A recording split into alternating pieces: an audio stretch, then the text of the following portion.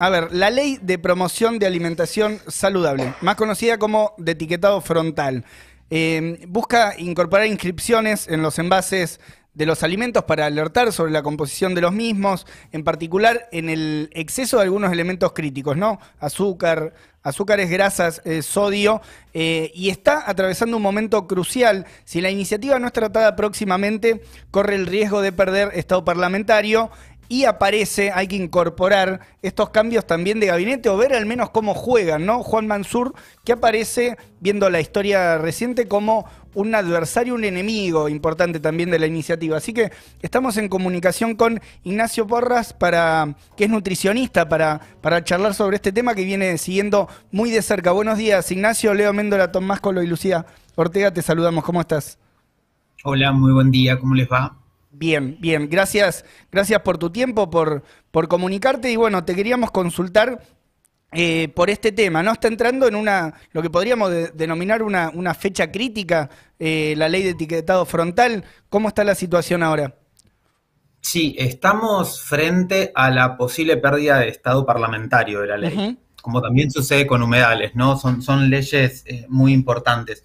En particular, la ley de etiquetado frontal perdería estado parlamentario en el mes de noviembre. Bien. Y bueno, entonces obviamente estamos todas las organizaciones de la sociedad civil muy preocupadas por este posible riesgo, más que nada por todo lo que se ha avanzado, porque hoy en día ya incluso en la Cámara de Diputados tenemos un dictamen de mayoría sobre esa media sanción de Senado, y todavía no se vota, estamos a la espera.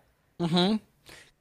¿Hay algún indicio respecto de los pasos a seguir en tanto agenda parlamentaria? O sea, en el marco de la situación de ya estar aprobada, ¿no? En el Senado. Pasó por 6 comisiones, algo así, ¿no? En diputados.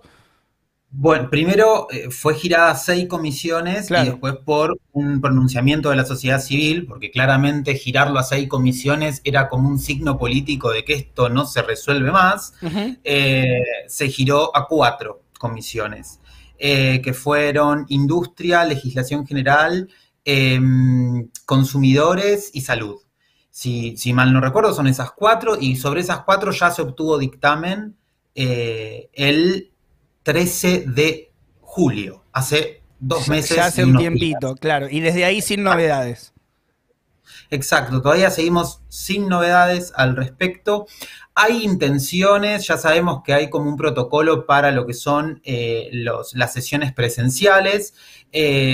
En los medios de comunicación salió, en distintas notas periodísticas, salió que hay intenciones de juntarse en las próximas semanas y que uno de los temas prioritarios sería el etiquetado frontal. Mm. Pero bueno, obviamente hasta que no oficialicen la primera sesión y nos salga la agenda bien clara de qué es lo que se va a votar, estamos bastante preocupadas las organizaciones, sobre todo también digamos, por el proceso que viene después de la votación, que por esto que mencionabas de los nombramientos en el gabinete, que son bastante preocupantes también.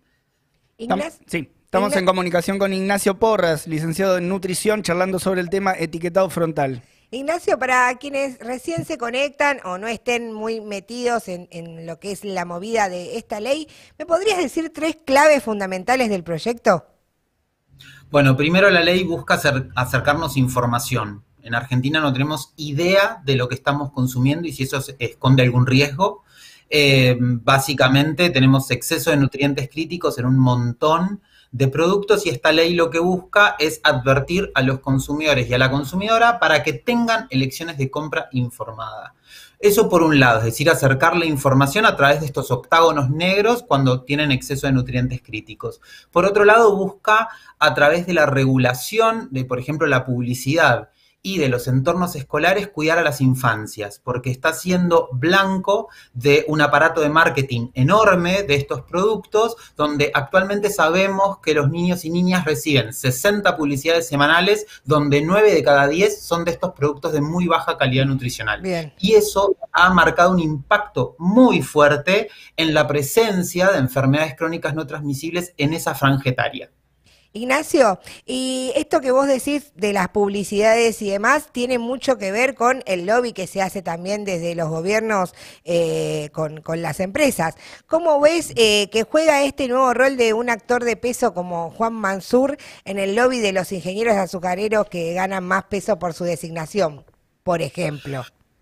Nos preocupa muchísimo porque el Poder Ejecutivo es el encargado de la reglamentación una vez que esto... Yo no creo que Mansur tenga mucho poder en esta instancia, ¿no? Cuando ya hay un dictamen de la ley en diputados, pero sí va a tener mucho peso en la fase posterior a la votación de la ley, que va a ser en la reglamentación, y ahí es donde me parece que tenemos que estar más presentes que nunca para cuidar esta ley. La estamos cuidando, estamos queriendo que se mantenga sin modificaciones, porque hubo muchos intentos por parte de la industria alimentaria de generar, digamos, cierto grado de degradación en la ley. Como sabían que no podían ya ir en contra de un etiquetado frontal, trataron de quitarle eficiencia y eficacia en el mensaje. Entonces, primero quisieron ir con cambiar el sistema gráfico, proponían otros que no tenían mucho sentido y que la evidencia científica decía que no servía, y por último también quisieron ir en contra del sistema de perfil de nutrientes que tiene la ley, que es el generado por la Organización Panamericana de la Salud, que es básicamente, para que la gente entienda, el límite de corte a partir de cuándo un producto alimenticio tendría exceso de un nutriente crítico.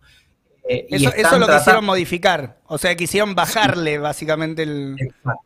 Ahí va. Quisieron como hacer más laxos los límites, y esto generaría que muchos productos que tienen nutrientes críticos en exceso puedan no tener sello.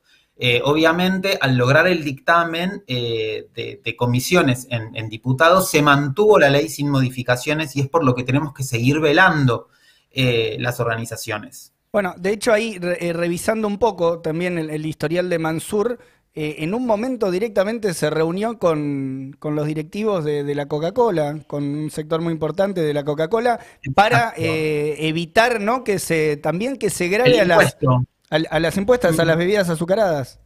Eso ocurrió en 2017 y todo el sector azucarero se pronunció en contra del impuesto a las bebidas azucaradas, que hoy en día está avanzando. Hay un montón de países que trabajan con eso para limitar el consumo, porque incluso la OMS establece que un 20% de impuestos sobre esos productos al valor de venta logra también un descenso en el consumo de aproximadamente un 20%.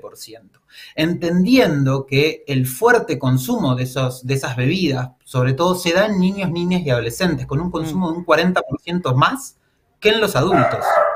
Claro, claro. Bueno, hay un historial bastante fuerte por parte de Mansur o sea, partiendo también de la enorme relación, ¿no?, y el peso que tiene la industria de los ingenios azucareros ahí en Tucumán, sin duda, un lobby importante que habrá que, bueno, bancar también y ver cómo empieza a actuar en función del escenario que se abra con la aprobación, bueno, en función de cómo avance, ¿no?, este tiempo que queda. Exacto. Y entiendo, Ignacio... Incluso también... Sí, adelante. Incluso también la presencia de Neme, porque no hay que olvidar que como vicejefe de gabinete se nombra a Neme, a Jorge Neme, que es quien desde Cancillería argumentaba con estos discursos de miedo y colapso económico para ir en contra de la ley de etiquetado, esgrimiendo argumentos como que íbamos a perder la capacidad de exportación a Brasil y que era necesaria la armonización, todas cuestiones que desde la evidencia científica ya habían sido desmentidas. Entonces, obviamente son cuestiones que nos preocupa y que yo incluso de manera pública y etiquetando a la presidencia pedí, por favor, que se transparenten los procesos, que realmente la sociedad sepa cómo va a ser ese proceso de reglamentación y que digamos, las distintas organizaciones de la sociedad civil participen en la reglamentación. Claro. Ignacio, ¿tendrías alguna red social para que la gente te siga o demás, que des información, etcétera? La mía profesional es Ignacio Porras OK, y donde abordamos mucho también el etiquetado frontal es sanar.nutrición. Bien. Las dos en Instagram. Genial. Ahí están las vías de contacto, entonces te agradecemos por tu tiempo, como siempre, Ignacio. Gracias a ustedes. Un abrazo. Hasta luego.